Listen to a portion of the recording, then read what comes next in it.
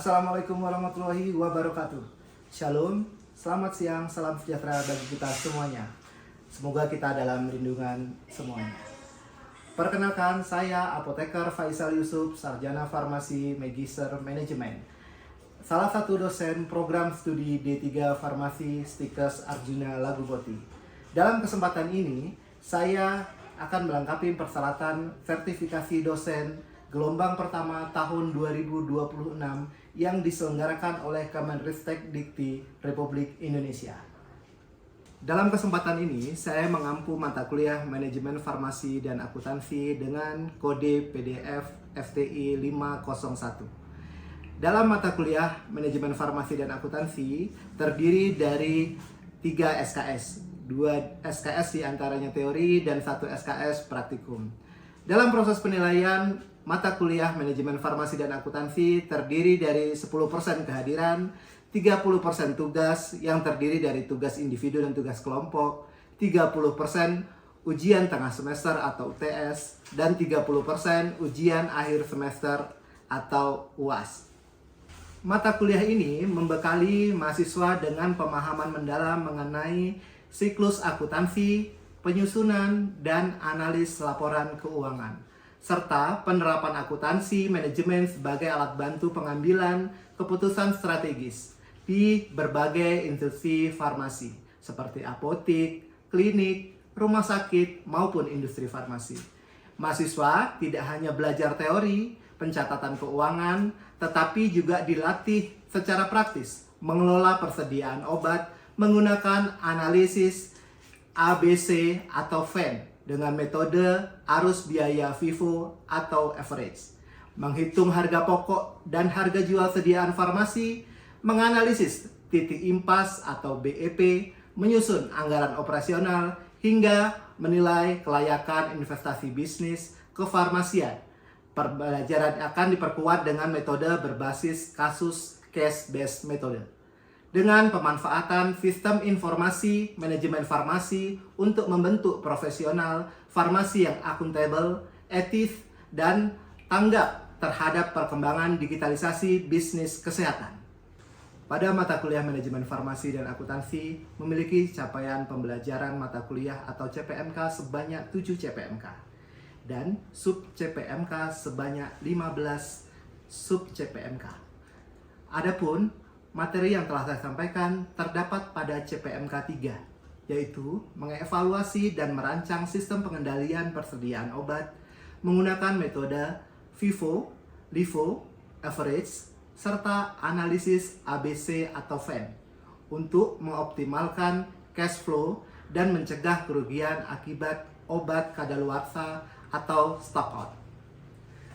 Dan terdapat pada sub CPMK ke-10, yaitu mahasiswa mampu merancang zonasi pengendalian persediaan farmasi menggunakan metrik analisis ABC dan analisis VAN untuk efisiensi modal kerja.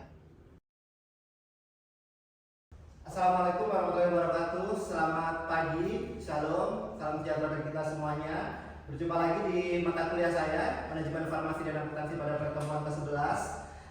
Sebelum memulai aktivitas perkuliahan kita, marilah kita berdoa menurut agama dan kepercayaan masing-masing. Berdoa dimulai.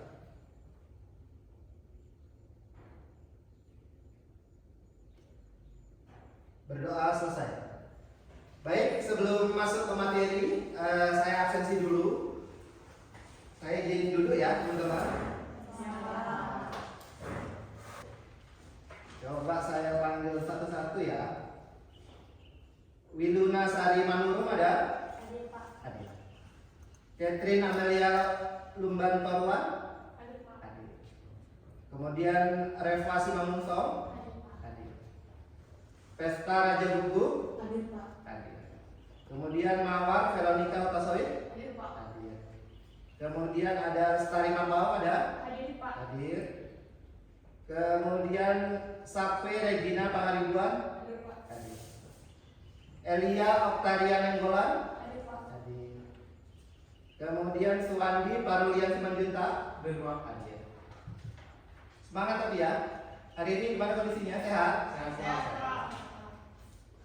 Lanjut ada Putri Helena Samosir. Kemudian ada Bella Veronica Hasibuan. Ada? Sakit? Hadir Pak.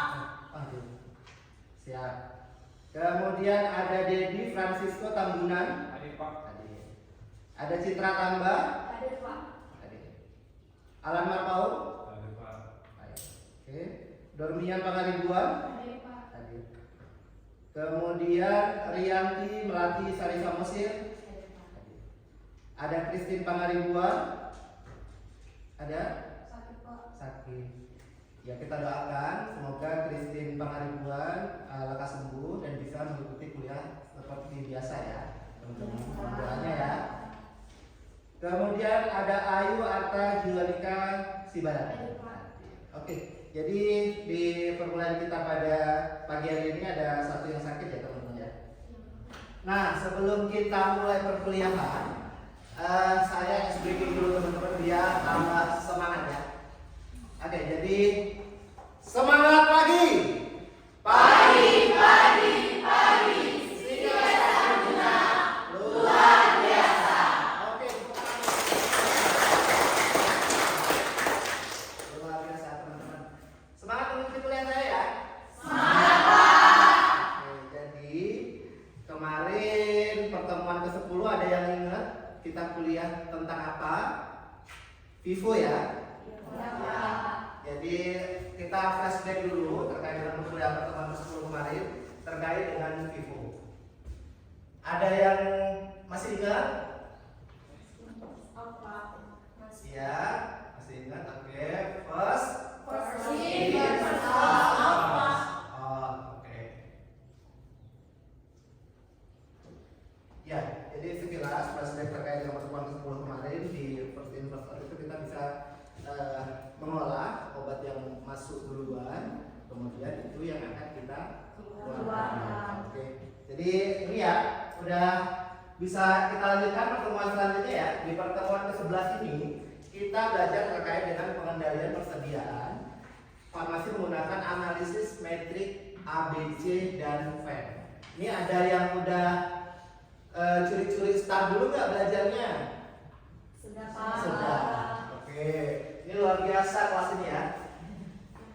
Oke, jadi sekarang kita masuk terkait dengan materi A, B, C, dan V. Nah, materi ini kenapa dibuat? Itu ada dua komponen dalam mengelola manajemen baik rumah sakit, apotek, kemudian BBF. Itu ada dua parameter yang harus diperhatikan. Ada yang berdasarkan skala modal usaha, ada yang berdasarkan indikasi medis. Jadi kira-kira nih teman-teman, yang berdasarkan modal usaha yang mana?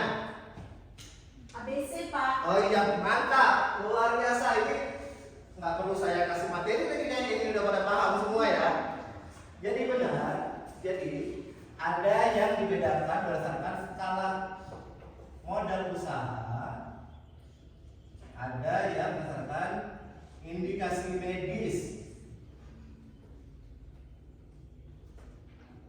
Nah, mengapa demikian?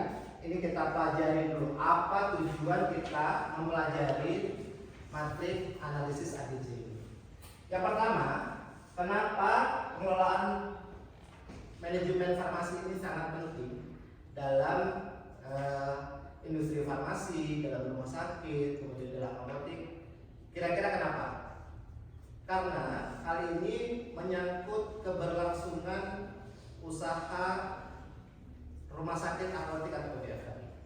Jadi kalau kita skalakan, jadi kalau persediaan obat berdasarkan ABC dari skala modal usaha itu kita klasifikasikan menjadi 3. Jadi kelompok A ini yang kalau dalam bahasa ekonomi ya, kalau dalam bahasa ekonomi fast moving atau yang paling cepat laku, atau yang kita klasifikasikan yang apa ya, kalau bahasa pasarnya lebih tepatnya yang paling kacang goreng gitu ya.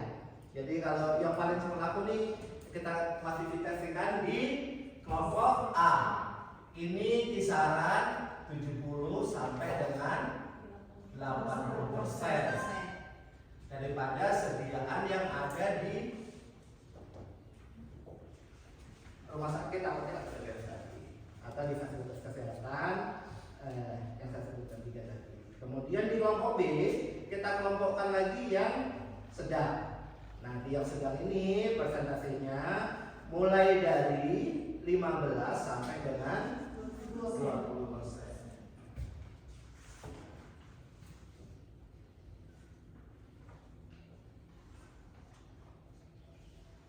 Nah, berapa yang di kelompok C kira-kira? Ada? Iya, jadi ada sisanya itu di 5 sampai 10%.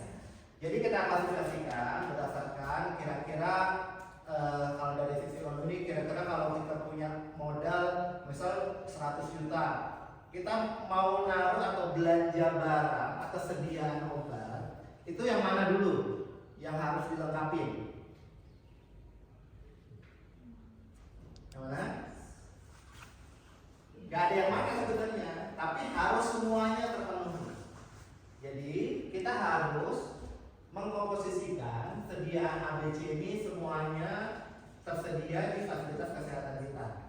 Baik di apotek, misalnya nanti contohnya kita lebih mudahnya di ini ya, di apotek atau di rumah sakit. Nanti kalau teman-teman kerja sebagai ASN atau PNS, nanti juga bakal ketemu yang namanya manajemen pengelolaan sediaan farmasi. Nah, di kelompok ini, jadi misalnya sekarang kita balik lagi contohnya di apotek. Misal di apotek,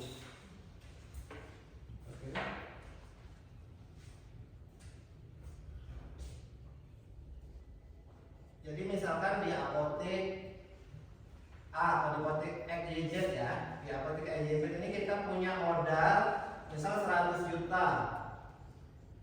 Nah, metode ini juga tepat untuk menggunakan dari Jadi metode punya 100 juta. Jadi misalnya kelompok obat yang A tadi itu bisa kita alokasikan modal sampai dengan 80 juta rupiah.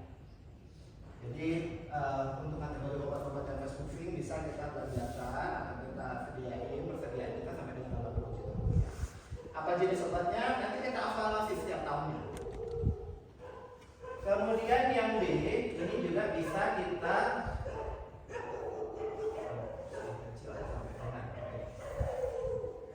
Kemudian yang B itu bisa sampai dengan 20 juta rupiah.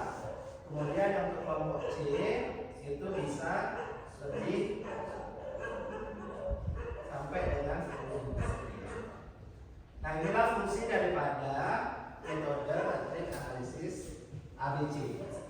Ada yang nggak ngerti sampai sini? Ada yang mau ditanyakan? Kita lanjut dulu ya. Ya, Pak.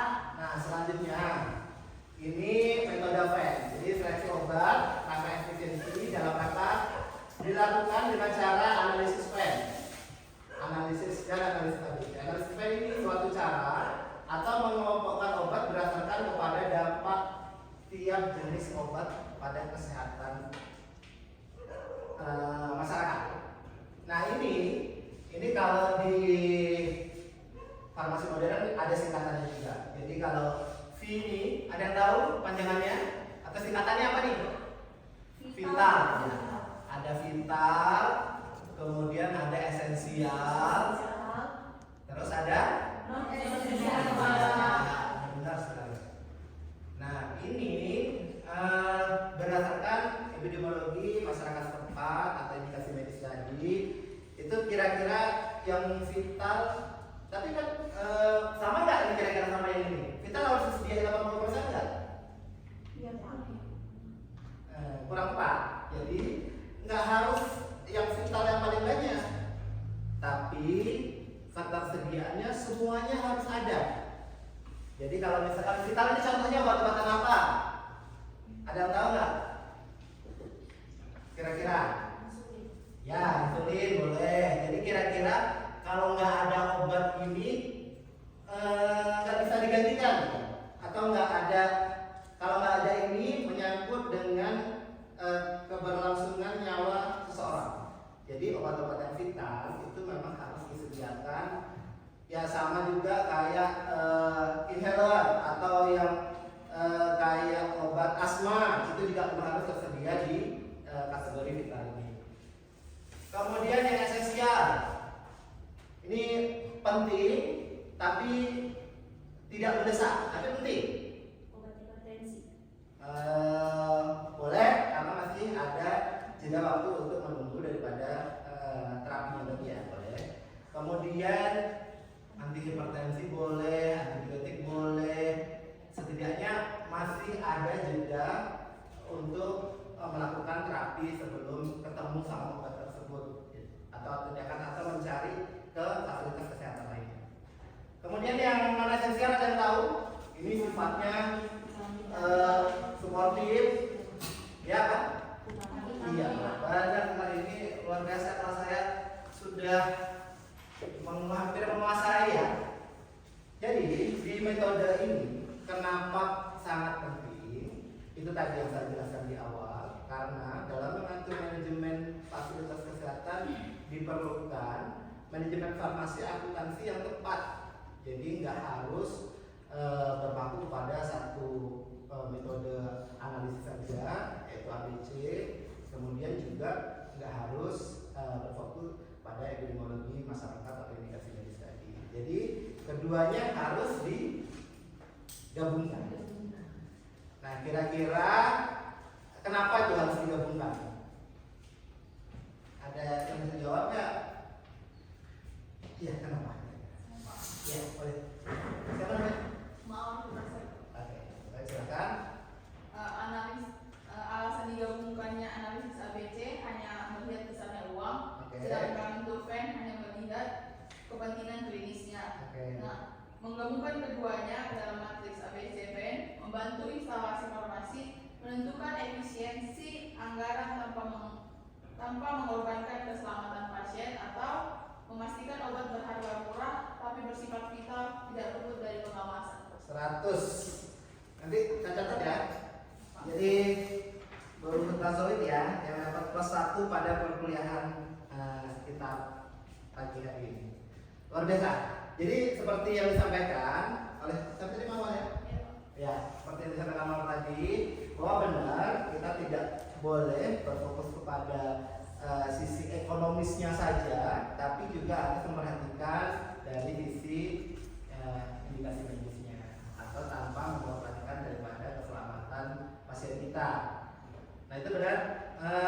Ini dari teman-teman ada yang mau ditanyakan ya dari perkuliahan? Ya boleh. Siapa namanya? Perkenalkan, nama saya Edia Denggolan. Ya. Kan Pak, jika rumah sakit itu mengalami efisiensi atau pemotongan Oke. anggaran persediaan obat, Oke. atau kategori mana yang dalam matrik ABC atau P yang harus Prioritaskan untuk dipotong ya. dan untuk dikurangi terlebih dahulu, dan kategori mana yang harus sama sekali tidak boleh dikurangi. Oke, pertanyaannya luar biasa. Jadi pertanyaannya kalau kita di instansi pemerintah ya, baik dari swasta atau ada juga ya. Jadi kalau di instansi pemerintah itu kebanyakan atau di 2-3 tahun terakhir ini ada juga pemangkasan efisiensi namanya ya.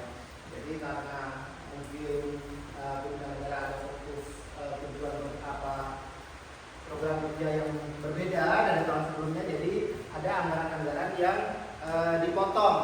Jadi ada yang anggaran-anggaran diefisiensikan. Paham ya pertanyaannya ya? Kenapa? Jadi apa saja nih yang harus dipotong atau dikurangi jika anggaran kita dikurangi? Siapa yang bisa bantu jawab? Ada ya? Boleh.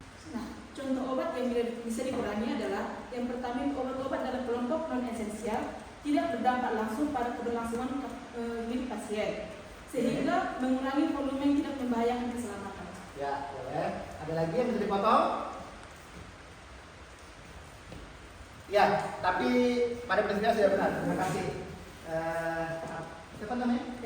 Iya, terima kasih Pesta sudah membantu menjawab pertanyaannya. Jadi benar, yang dipotong tersebut bisa di kategori non esensial karena bukan tidak begitu penting ya teman-teman, tapi masih ada ruang yang bisa dikurangi mengingat daripada di kelompok lain yang lebih dibutuhkan. Jadi benar sekali di kelompok itu boleh dipotong. Namun kalau masih juga nggak cukup nih, kan misalkan anggaran 100% kemudian dipotong 60%. Kalau sekarang yang lagi marah dipotong sampai dengan 50% ya. Jadi kalau tadi di kelompok non esensial ini kan kita sedianya cuma sedikitnya, cuma dari apa ya 20% atau 10% kondisi vitaminnya. Mau dipotong berapa lagi nih kalau dipotong 50 gitu? Kira-kira kelompok mana lagi yang bisa dipotong?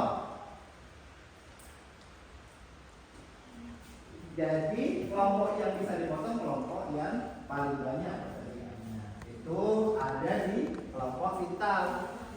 Tapi tetap tidak boleh mengabaikan daripada jenis obat yang memang harus tersedia dalam perbekalan farmasi kita. Jadi di 50% tadi, kan di kelompok vital lebih banyak tadi itu ketersediaannya itu dipotong sebagian, kemudian di kelompok non esensial juga dipotong sebagian. Oke, mengingat waktu kita juga sudah hampir habis, jadi di pertemuan ke-11 ini terkait dengan matrik analisis ABC dan VEN, ada yang bisa bantu saya menyimpulkan pertemuan perkuliahan kita pada pagi hari ini? Siapa? Sampai lanjut. Iya, boleh, silakan. Apa yang didapat dari perkuliahan saya pada pagi hari ini? Silakan. Sebagai kesimpulannya, di mana pengendalian persediaan farmasi berbasis matriks ABC dan VEN. Ini adalah merupakan strategi yang berintegrasi untuk menciptakan efisiensi anggaran, sekaligus menjamin keselamatan pasien di fasilitas pelayanan kesehatan. Di mana inti pengelompokannya yang pertama analisis ABC, yang berfokus pada aspek finansial atau keuangan. Di mana kategori A itu adalah yang menyerap anggaran paling banyak. Dan kategori C itu adalah yang menyerap anggaran paling sedikit. Lalu untuk analisis yang kedua yaitu analisis VEN, di mana berfokus pada prioritas kesehatan dan urgensi medis, di mana vital atau V itu adalah obat penyelamat jiwa atau life saving, dan esensial atau E itu adalah pengobatan penyakit utama atau umum, dan non esensial atau N untuk obat penunjang atau suplementasi. Ya, cukup. Kasih tepuk tangan dulu dong. Ya, terima kasih banyak teman-teman pada pertemuan ke-11 ini. Luar biasa antusiasnya, juga penyerapan materinya juga sudah sangat cukup baik teman-teman. Kita akan ketemu lagi di minggu depan di pertemuan ke-12 terkait dengan analisis finansial. Jadi teman-teman boleh baca-baca, curi start lagi. Nanti di pertemuan ke-12 saya akan kasih kuis sebelum materi. Dan ada seperti biasa yang saya sebutkan di awal, ada poin +1 untuk yang aktif dan bisa menjawab pertanyaan ataupun memberi pertanyaan yang membangun. Oke, ada yang ditanyakan lagi sebelum saya tutup? Cukup, Pak. Cukup, baik. Terima kasih banyak teman-teman sudah mengikuti kuliah saya. Sampai ketemu lagi. Mohon maaf apabila ada perkataan saya yang kurang berkenan. Sekali lagi terima kasih. Saya tutup kelas kita pada pagi hari ini. Wassalamualaikum warahmatullahi wabarakatuh. Shalom, selamat pagi.